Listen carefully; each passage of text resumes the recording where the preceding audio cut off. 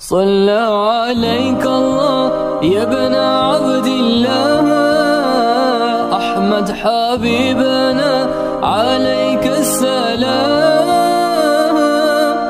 دین اسلام اللہ ذو الجلال والاکرام نے ہمارے پیغمبر جناب محمد رسول اللہ صلی اللہ علیہ وسلم پر مکمل کر دیا. ہمارا یہ عقیدہ ہے کتاب و سنت اور عین بیت الحکمہ پر حق ہے. ہمارے پاس وہی دین ہے جو جناب عیسیٰ علیہ السلام کے پاس تھا، اور جناب عیسیٰ کے پاس وہی دین تھا جو جناب موسیٰ علیہ السلام کے پاس. سب انبیاء علیہ السلام کا دین ایک ہے.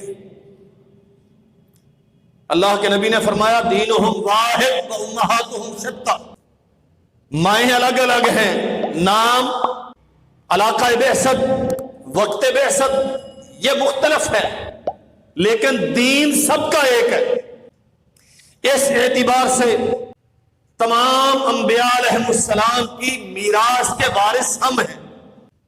میڈیا پہ بحث چل رہی ہے اسرائیل کے تناظر میں، اسے تسلیم کرنا چاہیے نہیں کرنا چاہیے. عام طور پہ ہم اس قسم کی خبروں کو محض ایک خبر قرار دے کے نظر انداز کر دیتے ہیں. اخبارات میں بہت ساری تو خبریں ہی ہوتی ہیں، لیکن کچھ چیزیں ہمارے ایمان اور عقیدے سے متعلق بھی بہت توجہ کے ساتھ میری بات سمجھیے گا. اللہ ذو الجلال والاکرام نے جتنے بھی نبی بھیجے، جتنی بھی شریعتیں آئیں، جتنے رسول آئے، ان سب کا تکمیلہ، تتمہ، منتہا، آخری نبی اور رسول جناب محمد کریم صلی اللہ علیہ وسلم. پہلے انبیاء علیہ السلام کی ساری میراث در حقیقت ان کے پاس ہے جو اس وقت سچے دین کے ماننے والے ہیں، اور وہ امت محمد کے علاوہ روئے زمین پہ اس وقت کوئی اور. موسیٰ علیہ السلام ہمارے نبی، ان کی نبوت کو تسلیم کرنا، ان کی رسالت کو حق ماننا، ان پہ آسمان سے اتاری جانے والی کتاب کو صحیح تسلیم کرنا، یہ ہمارے ایمان کا حصہ ہے. بے نہیں سارے انبیاء اور رسل تمام وہ مقدسات، وہ آثار، وہ تبرکات، وہ پاکیزہ نشانات جو پہلے انبیاء علیہ السلام کے ہیں، اگر ان کی کوئی شرعی یا تاریخی حیثیت ہے تو اس کے وارث ہم ہیں جو در حقیقت محمد کریم صلی اللہ علیہ وسلم کے ماننے والے. کیوں؟ اس لیے کہ ہمارا دین اسی دین کا تتمہ ہے. مصدقاً لما معکم، اس دین نے پہلے ادیان کی تکذیب نہیں کی. اس دین نے پہلے نظریات و دین کو مکمل کیا. بیت المقدس، بیت المقدس صرف ایک مسجد کا نام نہیں ہے، اور مسجد اقصی بھی صرف اس جگہ کا نام نہیں ہے جہاں آج مسجد ہے. بیت المقدس وہ پورا خطہ ہے. اللہ ذو الجلال والاکرام نے قرآن مجید میں اسے ارض قدس خود کہا ہے. جب موسیٰ علیہ السلام کو رب ذو الجلال والاکرام نے اس سرزمین کی آزادی کے لیے جہاد کا حکم دیا تو تب قرآن مجید کہتا ہے یا قوم ادخلوا الارض المقدسۃ التي كتب اللہ لکم، اس مقدس سرزمین پہ داخل ہو جاؤ جو اللہ ذو الجلال والاکرام نے تمہارے لیے لکھ دی. اہل علم نے اس آیت کی تفسیر میں یہ بھی لکھا ہے کتب اللہ لکم کا معنی اللہ ذو الجلال والاکرام نے تمہارے لیے اسے خاص کر دیا. اب یہ سرزمین ان کے پاس ہونی چاہیے جو در حقیقت موسیٰ علیہ السلام کو مانتے ہیں. عیسائی موسیٰ کے ماننے والے اور یہودی بھی موسیٰ کے ماننے والے ہیں. اگر یہودی موسیٰ علیہ السلام کو مانتے تو لازمی عیسیٰ علیہ السلام کی نبوت پہ ایمان لاتے. اگر یہودی موسیٰ علیہ السلام کو مانتے تو لازمی طور پہ محمد کریم صلی اللہ علیہ وسلم کا کلمہ پڑھتے. اس کا معنی کیا ہے؟ یہ مقدس سرزمین ان کے لیے ہے جو سیدنا موسیٰ علیہ السلام کے حقیقی پیروکار ہیں، اور روئے زمین پہ اس وقت متبعین محمد کے علاوہ موسیٰ علیہ السلام کا حقیقی پیروکار کوئی نہیں ہے صلی اللہ علیہ وسلم. یہ سرزمین مقدس ہے، اور اسے مقدس ہم نے نہیں کہا، ہمارے رب نے کہا، قرآن نے کہا. اس کے اندر مسجد اقصیٰ کا احاطہ تصویروں میں ہم دیکھتے ہیں. یہ بھی وہ پورا ایریا جس کی فضیلتیں موجود ہیں، میں انشاءاللہ ابھی تذکرہ کروں گا، اس کا ایک حصہ ہے جہاں مسجد موجود ہے. بہت سارا حصہ ابھی خالی ہے، اور یہ سارا ہی مسجد ہے. تاریخی اعتبار سے یہودیوں کے ہاں اس سرزمین کا بہت احترام ہے، عیسائیوں کے ہاں بھی ہے. یہودی اسے سیدنا سلیمان علیہ السلام کی طرف منسوب کرتے ہیں، یہ ہیکل انہوں نے وہاں تعمیر کیا تھا. عیسائی اسے جناب عیسیٰ علیہ السلام کی طرف منسوب کرتے ہیں، انہوں نے وہاں گرجا تعمیر کیا تھا. ہم بحثیت مسلم بہت اختصار کے ساتھ میں کتاب و سنت سے جائزہ پیش کروں گا. اسلامی تاریخ میں محمد کریم صلی اللہ علیہ وسلم کی سنت اور قرآن مجید کے تناظر میں اس کی حیثیت کیا، ہمارا اس سے تعلق کیا. ایک تو یہ بات سمجھیں، کتب احادیث میں بھی اور قدیم کتب تواریخ میں بھی جہاں جہاں خطہ شام کا تذکرہ موجود ہے، وہاں سے مراد آج کا شام نہیں ہے. یہ وہ والا شام ہے جو نبی کریم صلی اللہ علیہ وسلم کے زمانے میں تھا. آج کا لبنان، اردن، فلسطین، اسرائیل اور موجودہ سیریا، یہ 5 ملک اس شام کا حصہ ہے جو رسول کریم صلی اللہ علیہ وسلم کے زمانے میں تھا. اور آپ اسلام کی عظمت کا اندازہ لگائیں، آج کے 5 انڈیپینڈنٹ سٹیٹس، آزاد ملک، اس وقت ایک مدینہ منورہ کا صوبہ تھے. آج کے 5 ملک تب مدینہ منورہ کا ایک صوبہ تھے، اور ان 5 ملکوں پر مدینہ سے مقرر کردہ ایک حاکم کی حکومت یا گورنری یا عاملیت ہوتی تھی. اللہ ذوالجلال والاکرام نے اس پورے خطے کو بابرکت قرار دیا ہے. سبحان الذی اسری بعبدہ لیلا من المسجد الحرام الی المسجد الاقصی الذی بارکنا حولہ. محمد کریم صلی اللہ علیہ وسلم نے سفر معراج کا آغاز کیا سرزمین مکہ سے، اور پہلی منزل اس زمین پر مسجد اقصی میں الذی بارکنا حولہ، جس کا ارد گرد اللہ جلال والاکرام نے برکتوں سے بھر دیا ہے. اور قرآن کہتا ہے وَأَرَادُوا بِهِ كَيْدًا فَجَعَلْنَاهُمُ الْأَخْسَرِينَ وَنَجَّيْنَاهُ وَلُوطًا إِلَى الْأَرْضِ الَّتِي بَارَكْنَا فِيهَا لِلْعَالَمِينَ. موسیٰ علیہ السلام کے سیدنا ابراہیم علیہ السلام کی ہسٹری میں اللہ جلال والاکرام نے بیان کیا. انہوں نے تدبیر کی انہیں قتل کر دیں، آگ میں جلا دیں، وہ نمرود کے ساتھ جو سارا قصہ اللہ جلال والاکرام نے وہاں سے نکالا. ابراہیم کو بھی اور ساتھ ان کے بھتیجے لوط کو بھی، جنہیں بعد میں نبوت دی گئی، سرزمین سدوم کے لیے جنہیں نبی بنایا گیا، فرمایا نجیناہ ولوطا الی الارض التی بارکنا فیہا للعالمین. ہم نے نمرود کی بادشاہت سے سرزمین عراق سے انہیں نکالا. کہاں کے لیے؟ اس زمین کے لیے جسے اہل جہان کے لیے بابرکت بنایا ہے. اس کی برکتیں اللہ جلال والاکرام نے ساری انسانیت کے لیے رکھی، اور یہ سارا خطہ انہی برکتوں کا مرکز ہے. اور فرمایا وَلِسُلَيْمَانَ الرِّيحَ عَاصِفَةً تَجْرِي بِأَمْرِهِ إِلَى الْأَرْضِ الَّتِي بَارَكْنَا فِيهَا. سلیمان علیہ السلام کی حکومت کا تذکرہ ہو رہا ہے سورہ انبیاء میں.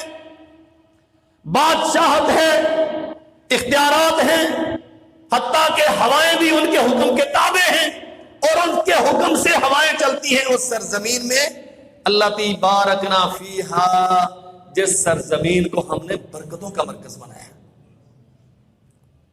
نبی کریم صلی اللہ علیہ وسلم دعا کر رہے ہیں اور اس معنی کی کئی ساری حدیث موجود ہیں. اللہم بارک لنا فی شامنا، اللہم بارک لنا فی یمننا، اللہ ہمارے لیے سرزمین شام میں برکتیں رکھ، اللہ ہمارے لیے سرزمین یمن میں برکتیں رکھ. صحابہ کرام کہتے ہیں حضور وفی عراق، عراق کے لیے بھی دعا کر دیجئے. یہ بھی ایک مستقل موضوع ہے اور سمجھنے والوں کے لیے اس میں بڑی نصیحت ہے. حنفیت کہاں سے آئی ہے؟ تشیع کہاں سے آیا؟ اعتزال، جہمیہ، قدریہ، جبریہ، یہ کہاں سے آئے؟ کرنے اولا میں بڑی بڑی جنگیں اور بڑے بڑے قتل کہاں پہ ہوئے؟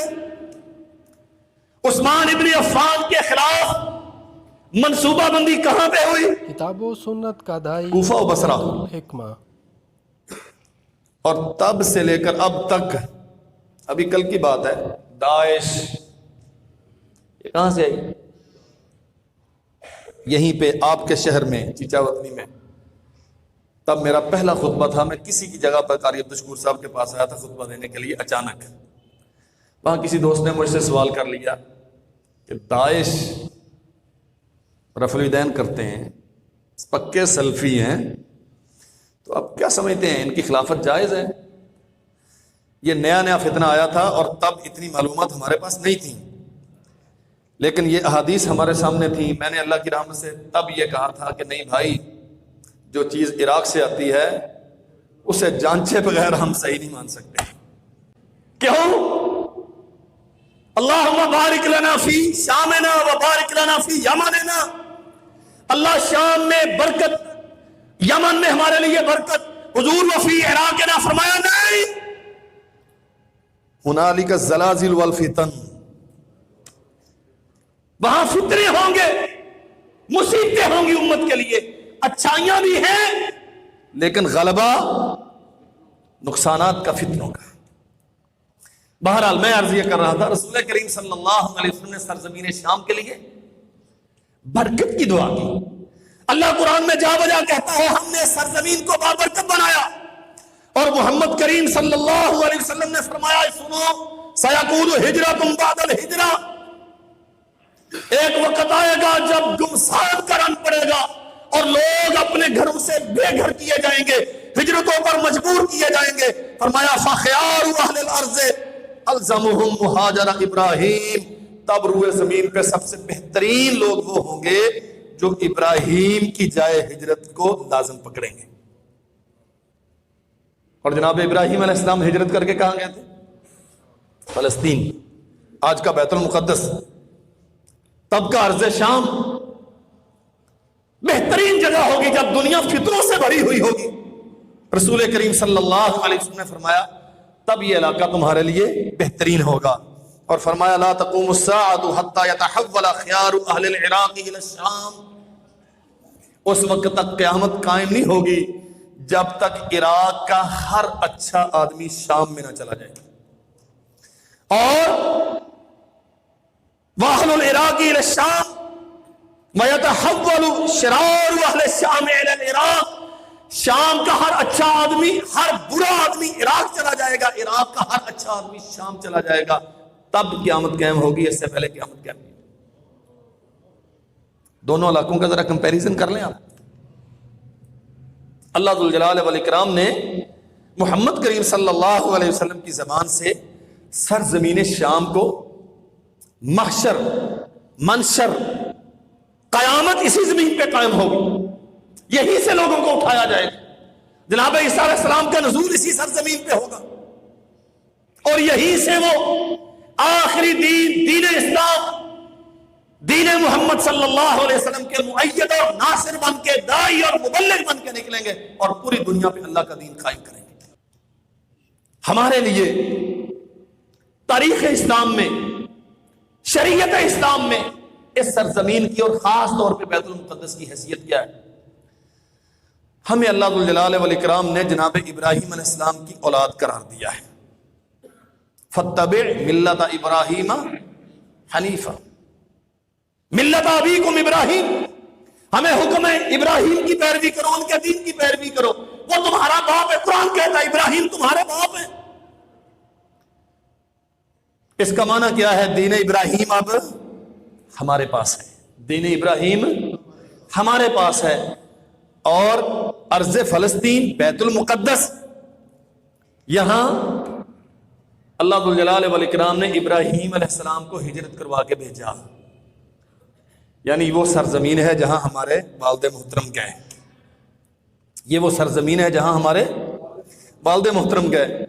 کیا خیال ہے باپ کے ترکے کو یوں چھوڑ دیا جائے کہ ہمارے پارلیمنٹرین کہتے ہیں چونکہ ہم غلام ہیں، ہم نے امریکہ سے ڈالر لینے ہوتے ہیں اپنے ادارے چلانے کے لیے، ہم نے اپنا سسٹم چلانے کے لیے ان سے بھیک مانگنا ہوتی ہے، اور ہمارا کشکول بھرتا تب ہے جب ہم ان کی شرطیں مانیں، اور شرطوں میں کیا ہے؟ ایک ایک کر کے بہت ساری تمہاری دستاریں پامال کی گئی، تمہاری عزتیں تار تار کی گئی، اور آج تم سے وہ یہ مطالبہ کریں کہ تم اپنے باپ ابراہیم علیہ السلام کی میراث کو، ان کی جائے ہجرت کو، ان کے اس مقام کو جہاں اللہ ذو الجلال والاکرام نے انہیں 2 بیٹے دیے، ایک کی نسل سے بنو اسرائیل، دوسری کی نسل سے امت محمد صلی اللہ علیہ وسلم، ہم اپنے باپ کی میراث کو چھوڑ دیں؟ ایک باغ کا جھگڑا ہے، ہاں ایک باغ کا جھگڑا ہے، 1400 سال گزر گئے، ابھی تک رونا پیٹنا ختم نہیں ہوا، اور ہے بھی محض مفروضہ، نہیں پہنچے۔ باغ صدق ایک باغ کا جھگڑا ہے، سارا منصوبہ وضعی داستان، گھڑی ہوئی بات، کوئی حقیقت نہیں اس کی، لیکن 1400 سال ہو گئے، امت کا ایک بڑا طبقہ اپنے آپ کو اسلام پسند کہلانے والا، مسلمان کہلانے والا، وہ بیچارہ شور شرابہ کر رہا ہے ہم اپنے باپ کی ساری میراث چھوڑ دیں صرف اس لیے کہ امریکہ چاہتا ہے۔ اللہ ذو الجلال والاکرام نے جناب ابراہیم کو وہاں بھیجا، اسماعیل علیہ السلام کی ولادت وہیں پہ ہوئی، اسحاق علیہ السلام کی ولادت وہیں پہ ہوئی، ابراہیم علیہ السلام اسماعیل کو لے کے چلے، اور مکہ المکرمہ ساری اسلامیوں کا کعبہ اور قبلہ، اس کی آباد کاری کے لیے انہیں وہاں لا بسایا، اور جناب اسحاق علیہ السلام وہیں رہے، ابراہیم نے بھی اپنی زندگی وہیں بسر کی، اور جناب اسحاق علیہ السلام نے بھی اپنی زندگی اسی سرزمین پہ بسر کی۔ اور میں عرض کر چکا ہوں کہ انبیاء کی میراث کا وارث اب کون ہے؟ یہ امت ہے۔ انبیاء علیہ السلام کی میراث کی وارث یہ امت ہے۔ اللہ اکبر، لمبی داستان ہے۔ یعقوب علیہ السلام یہیں پہ رہے، اللہ نے یہیں پہ نبوت عطا کی، یہیں سے پھر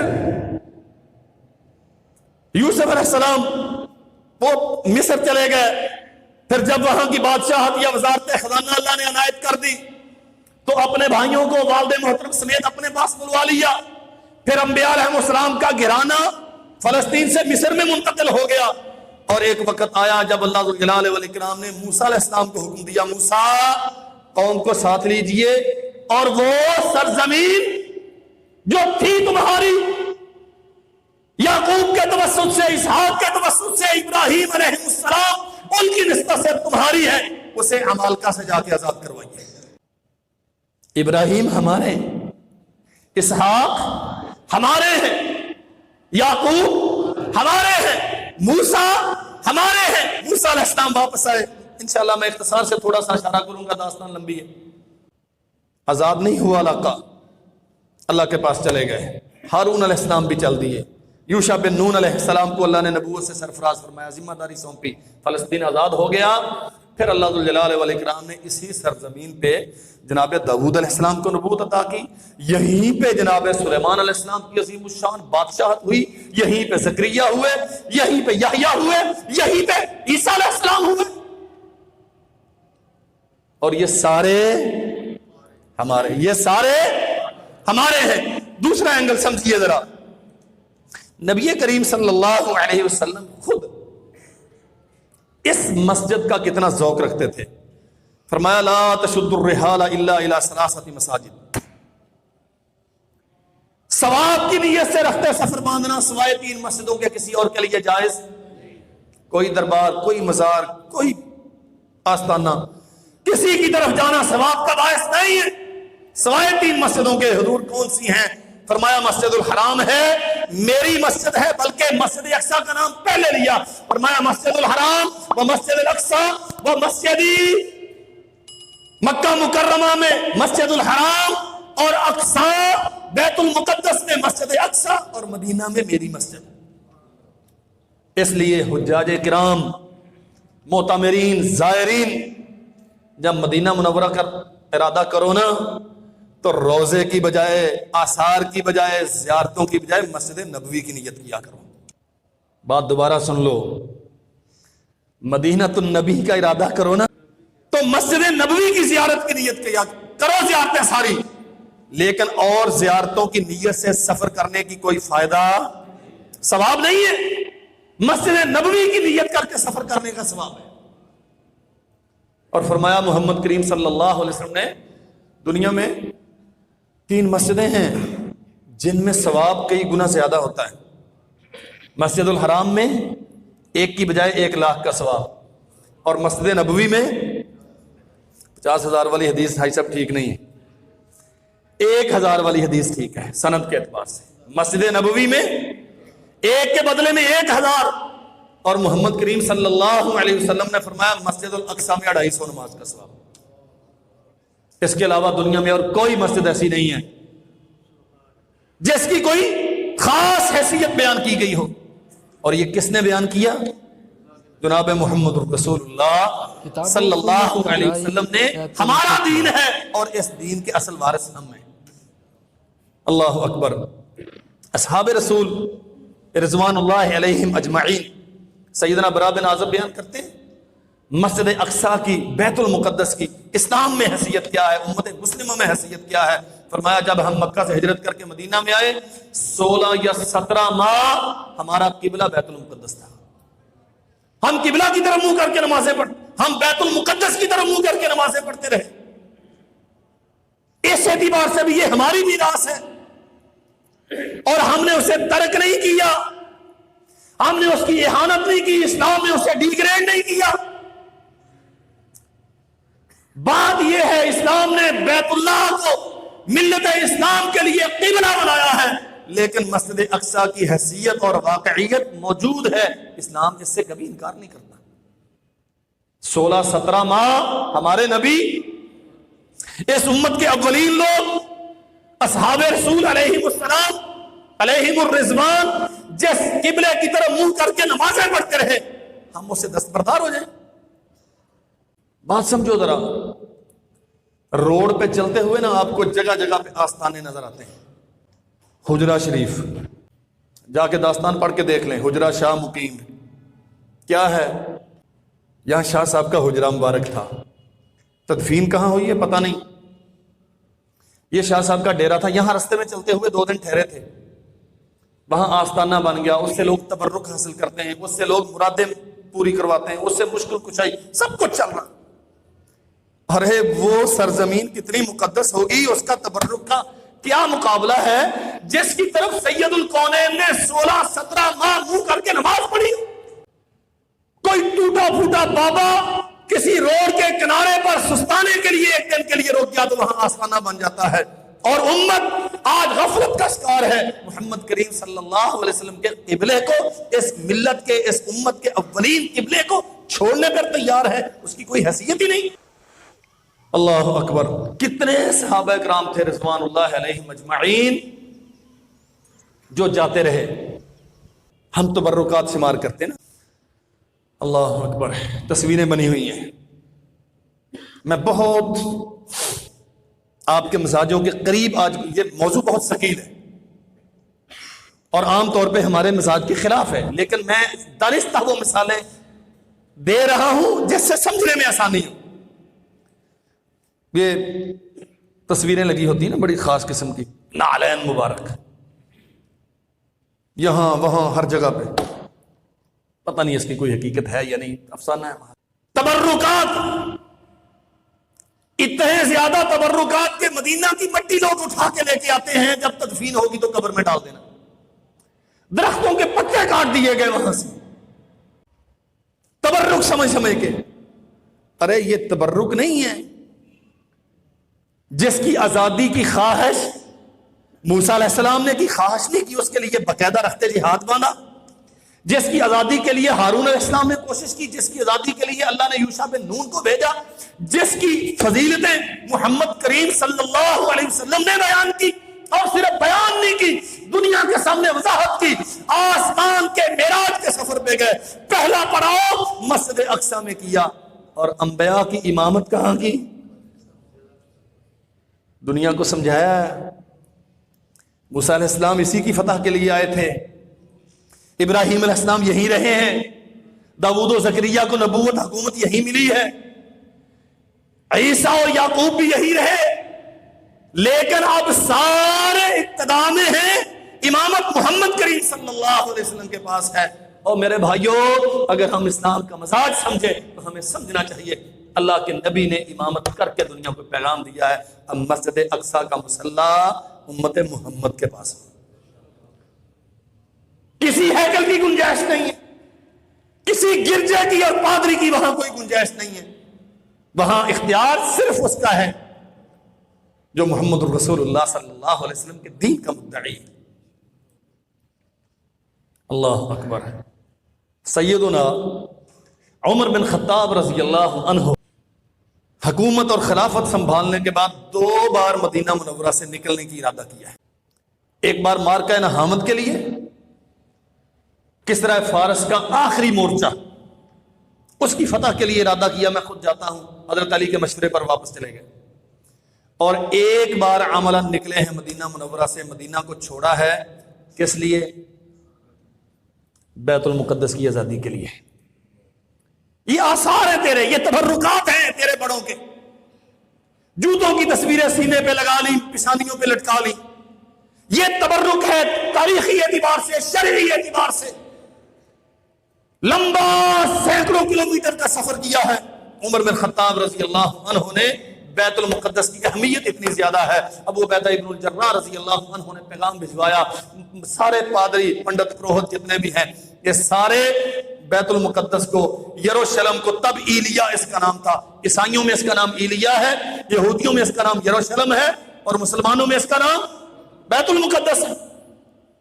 وہ چابیاں دینے کے لیے تیار ہیں، سرنڈر کرنے کے لیے تیار ہیں، لیکن چونکہ ان کے ہاں اس مقام کی حیثیت بہت زیادہ ہے، اس لیے وہ چاہتے ہیں امیر المومنین خود تشریف لائیں۔ فرمایا سنو، اہمیت صرف ان کے ہاں نہیں ہے، اہمیت ہمارے ہاں بھی ہے۔ اگر عمر کو مدینہ النبی چھوڑنا پڑتا ہے بیت المقدس کی آزادی کے لیے تو عمر ضرور جائے گا، اور گئے۔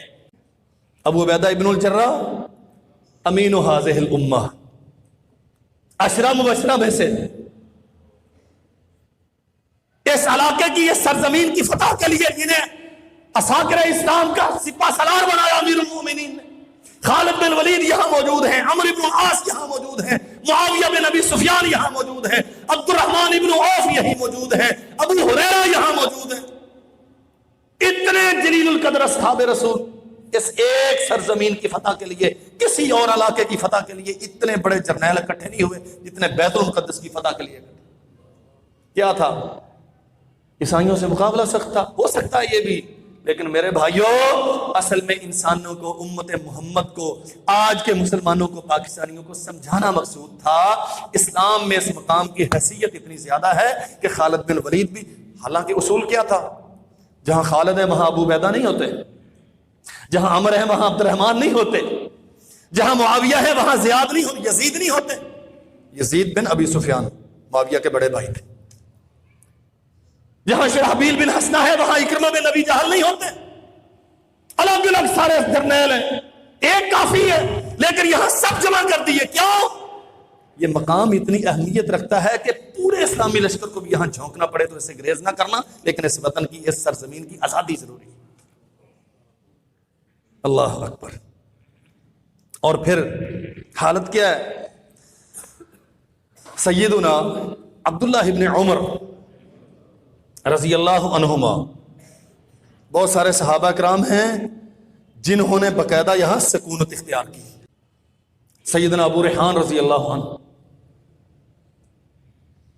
یہی، اور کتنے ہیں. عبداللہ ابن عمر رضی اللہ عنہ تشریف لے جاتے لمبا سفر کر کے مدینہ سے مسجد اقصی میں کچھ وقت گزارتے، 1 دن 2 دن واپس چلے. حضرت آپ کس لیے آتے ہیں؟ تجارت تو کرتے نہیں ہیں، کوئی اور کام بھی نہیں ہوتا. فرمایا میں آتا ہوں جناب سلیمان علیہ السلام کی دعا کا مصداق بننے کے لیے. اور سنو میرے بھائیو، سلیمان علیہ السلام نے دعا کیا کی تھی.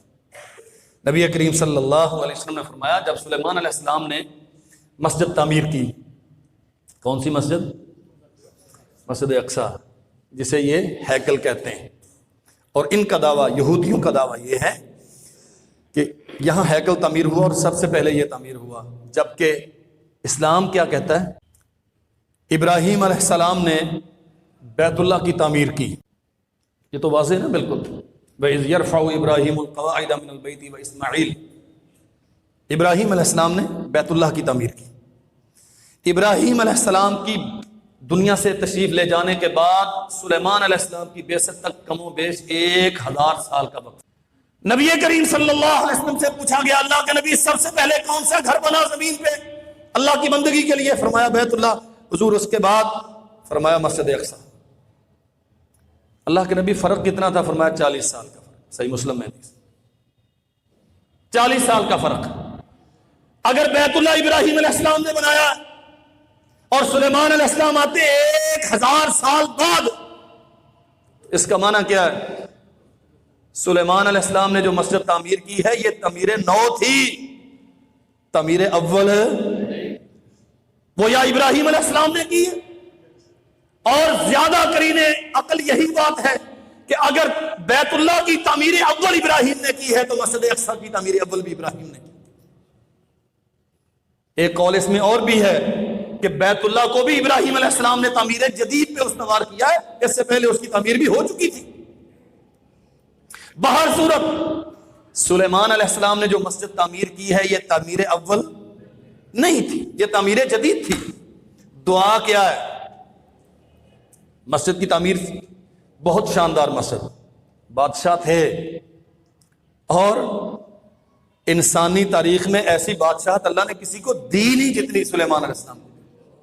نبی بھی تھے، بادشاہ بھی تھے، ہواؤں پر، فضاؤں پر، جانوروں پر، چرند پرند پر، حتیٰ کہ جنات پر ان کا حکم چلتا تھا. اپنی بادشاہت کے شایان شان مسجد تعمیر کی اور 3 دعائیں کی. رسول کریم صلی اللہ علیہ وسلم نے فرمایا سلیمان علیہ السلام نے مسجد کی تعمیر کے بعد 3 دعائیں کی. چونکہ کام بڑا تھا نا، محنت بڑی ہوئی تھی، اور جب بندہ بہت زیادہ مشقت کرتا ہے نا تو پھر اللہ ذوالجلال والاکرام کی رحمت بھی اتنی جوش میں ہوتی ہے، اور پھر مانگنے سے ملتا بھی اتنا زیادہ. اللہ کیا مانگا؟ اللہ تیرا گھر میں نے اپنی طاقت کے مطابق تعمیر کیا ہے، 3 سوال کرتا ہوں، مجھے درست فیصلہ کرنے کی توفیق عطا فرما. پہلا سوال. اور دوسرا، اللہ ایسی بادشاہت عطا فرما کہ انسانوں میں کسی کو ایسی بادشاہت ملی نہ ہو. اور تیسرا سوال یہ تھا، اللہ جو مسجد اقصی میں نماز پڑھ لے اسے گناہوں سے یوں پاک کر دے جیسے ماں کے بطن سے آج پیدا ہوا.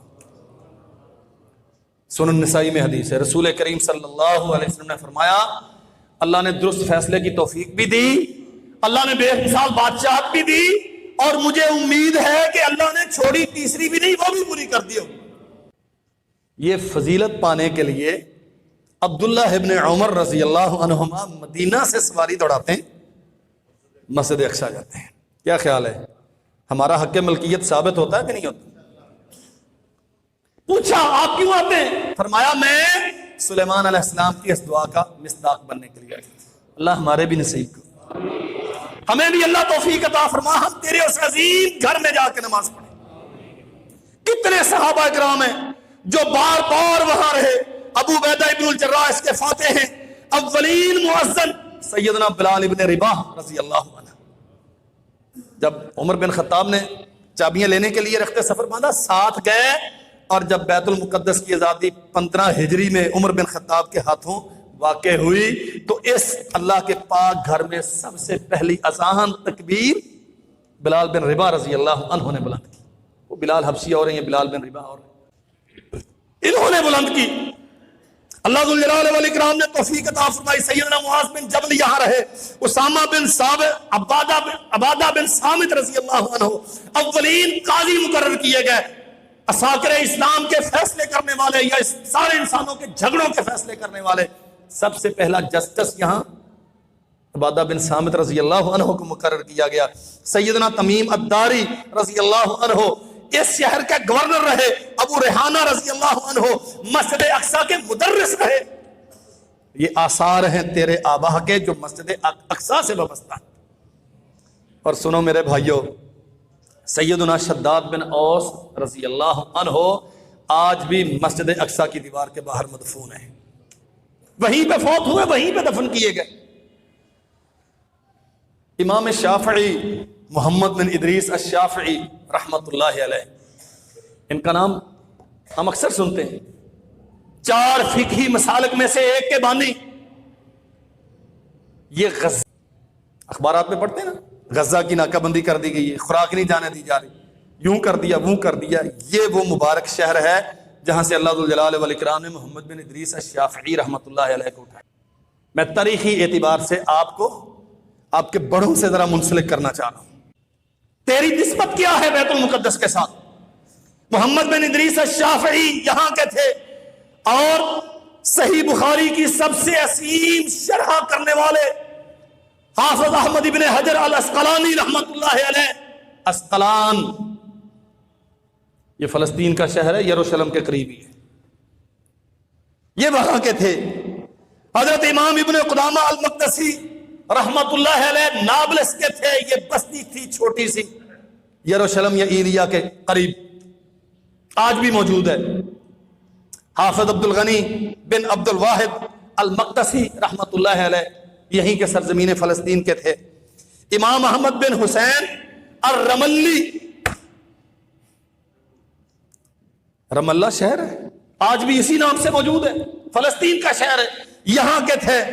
اور سنیے، موسیٰ بن نصیر کا نام تو سنا ہوگا، فاتح اندلس، یورپ کے سینے پہ جس نے جا کے اسلام کا پرچم لہرایا، آج کے اسپین کو، تب کے اندلس کو فتح کیا، الجزائر سے آگے سمندروں کے سینے چیرتے ہوئے، جس نے وہاں جا کے ایسی حکومت کی بنا رکھی، 800 سال یورپ میں اسلام کا پرچم لہرایا. اور سنو میرے بھائیو، یورپ جتنی بھی علمی اور سائنسی ترقی کی اوج کمال پہ پہنچا ہوا ہے، اللہ کی قسم اس کی بنیاد اسی اسپین، اسی اندلس، اسلامی اندلس کی جڑوں میں موجود ہے. یہ ترقی اندلس کے رہین احسان ہے. اور اندلس کو فتح کیا موسیٰ بن نصیر نے. اس کا بھیجا ہوا تھا طارق بن زیاد. پیچھے گورنر یا بڑا لیڈر موسیٰ بن نصیر تھے. ان کا ایک لیڈر تھا یا ایک کمانڈر تھا طارق بن زیاد، جس نے جا کے اندلس کو فتح کیا. اور جانتے ہو موسیٰ بن نصیر کہاں تھے؟ نہیں مت معلوم، ہم نے کبھی پڑھا نہیں. الخلیل شہر ہے، آج بھی اسی نام سے موسوم ہے فلسطین میں، تیرے فاتحین کی جنم بھومی. اور سنیے، سیدنا رجا بن حیوہ الکندی رحمت اللہ علیہ، یہ وہ عظیم انسان ہے جس کے مشورے پر سیدنا عمر بن عبد العزیز رحمت اللہ علیہ کو اقتدار سونپا گیا تھا بنو امیہ میں. یہ تب اس حکومت میں وزیر خزانہ تھا، اور ہے کہاں کے؟ فلسطین کے. ابراہیم علیہ السلام کے، موسیٰ علیہ السلام، عیسیٰ علیہ السلام، داؤد و زکریا، کتنی لمبی داستان ہے. انبیاء کی نسبت سے بھی اس کے مالک ہم ہیں. محمد الرسول اللہ صلی اللہ علیہ وسلم کی بشارتوں، دعاؤں کا مصداق بھی ہم ہی ہیں، اور تیرے آبا کی سرزمین. اللہ اکبر. بس آخری بات عرض کرتا ہوں، ٹائم پورا ہو گیا. اللہ نے زندگی رکھی تو آئندہ خطبے میں کچھ یہود کی تاریخ آپ کے سامنے عرض کروں. یہ سرزمین فتح کی گئی، یہ شہداء کی سرزمین ہے. میں نے عرض کیا سیدنا عمر بن عبد العزیز رحمت اللہ علیہ اپنی خلافت کا 3را سال ہے. سن 15 ہجری میں بڑے بڑے کمانڈر اور بڑے بڑے سالاروں کو یہاں جمع کر دیا. جاؤ جا کے بیت المقدس کی چابیاں لو. کتنی شہادتیں ہوئیں، کتنا خون بہا، کتنی قربانیاں دینا پڑی. سنت کا دائی ایک بندہ مر جائے، شہید ہو جائے، روڈ ایکسیڈنٹ میں مر جائے، تو زندگی بھر اس کے ورثاء وہاں سے گزرتے ہیں تو ان کے کلیجے میں ہاتھ پڑتا ہے، یہاں ہمارا فلاں مرا تھا. تیری تاریخ میں اتنی قربانیاں ہیں اس شہر کی آزادی کے لیے. اندازہ ہے آپ کو 493 عیسوی میں، 493 ہجری میں جب عیسائیوں نے اس شہر پہ قبضہ کیا اور بیت المقدس سے مسلمانوں کو بے دخل کیا، ایک دو کی بات نہیں، 70,000 مسلمانوں کو وہاں شہید کیا گیا. 70,000 مسلمان. اور انگریز مورخ لکھتا ہے کہ ہم جب گھوڑے دوڑاتے تھے، مسجد اقصی اور اس کا گرد و نواح، اس شہر کی گلیاں مسلمانوں کے خون سے یوں بھری ہوئی تھی کہ ہمارے گھوڑوں کے سم خون میں ڈوب، 3 انچ خون بہ رہا تھا ان گلیوں میں. کیا خیال ہے ایک روڈ ایکسیڈنٹ کے نتیجے میں مرنے والا زندگی بھر اس کی یادگار کو پوچھتے رہتے ہو اور ہزاروں شہداء کی یادگار کو یوں چھوڑ دیا جائے؟ یہ وہ مقدس سرزمین ہے جس میں دفن کے لیے سیدنا موسیٰ علیہ السلام نے خواہش کی تھی. باقی انشاءاللہ زندہ رہے تو آئندہ خطبہ میں عرض کروں گا. صحیح بخاری میں حدیث ہے، یہ داستان نہیں ہے. رسول کریم صلی اللہ علیہ وسلم فرماتے ہیں اللہ ذوالجلال والاکرام نے ملک الموت کو بھیجا. آئے موسیٰ علیہ السلام سے کہا بھئی اللہ کی ملاقات کا ٹائم ہو گیا، تیاری کیجئے. موسیٰ علیہ السلام تھپڑ لگایا، آنکھ نکال دی. یہ صحیح بات ہے، بخاری میں ہے. اللہ تیرا بندہ بھی تیرے پاس آنا نہیں چاہتا. اچھا کیا کہتے ہیں؟ کہنا کیا تھا؟ میں نے کہا اللہ کے پاس چلیے، تھپڑ کا نکال مارا. فرمایا جاؤ جا کے میرے موسیٰ سے کہو بیل کی کمر پہ ہاتھ رکھیں، جتنے بال نیچے آئیں اتنی زندگی اور طویل کر دیں، اتنے سال اور. ہاں جی بات چیت ہوگی. فرمایا اس کے بعد ملک الموت کہتے ہیں اس کے بعد پھر موت. کہنے لگے اگر پھر مرنا ہی ہے تو چلیں ابھی تیار، لیکن ایک گزارش ہے، ملک الموت سے نہیں، اللہ سے. اللہ سے دعا کی، اللہ ابھی تیار ہوں تیرے پاس آنے کے لیے، لیکن دفن ہونا چاہتا ہوں ارض مقدس میں. نبی کریم صلی اللہ علیہ وسلم نے فرمایا اگر آج میں وہاں ہوتا تو تمہیں اس ٹیلے کے پہلو میں دکھاتا جہاں اللہ ذوالجلال والاکرام نے موسیٰ علیہ السلام کو آ کے موت سے ہمکنار کیا اور وہاں موسیٰ علیہ السلام دفن ہو. جس کی آزادی کے لیے موسیٰ کوشش کرتے رہے، جس کی آزادی کے لیے رخت جہاد باندھا، جس کی آزادی کے لیے کئی نبیوں کو اللہ نے باقاعدہ ذمہ داریاں دے کے بھیجا، جس شہر میں رہنے کے لیے بہت سارے انبیاء کو مبعوث کیا، موسیٰ علیہ السلام کے نزدیک یہ شہر اتنا مقدس ہے کہ وہاں دفن ہونا پسند کیا ہے. میلوں دور تھے وادی طے میں، صحرائے طے میں، جہاں اپنی قوم کے ساتھ موجود تھے. قوم ایک سزا بھگت رہی تھی وہاں جہاد کے انکار کے نتیجے میں. اللہ ذوالجلال والاکرام کی جب ٹائم آ گیا ملاقات کا، فرمایا اللہ مرنے سے کوئی باک نہیں ہے، لیکن دفن وہاں ہونا چاہتا ہوں جس کی آزادی کے لیے تو نے بھیجا ہے. میرے بھائیوں، جو میرے تیرے باپ ابراہیم کی جائے ہجرت ہے، جو محمد رسول اللہ صلی اللہ علیہ وسلم کی دعاؤں کا مرکز ہے، جو اللہ ذوالجلال والاکرام کی طرف سے اتاری جانے والی برکتوں کا مرکز ہے، جو در حقیقت انبیاء علیہ السلام کی میراث امت محمد کا حق ہے، کیا ہم صرف اس لیے اس سے دستکش ہو جائیں کہ امریکہ چاہتا ہے؟ اللہ ہمیں توفیق عطا فرمائے اور اس غیرت سے نوازے کہ ہم اس مقدس سرزمین کی آزادی کے لیے کچھ کر سکیں. انشاءاللہ اللہ نے زندہ رکھا تو باقی اگلے خطبے. وآخر دعوانا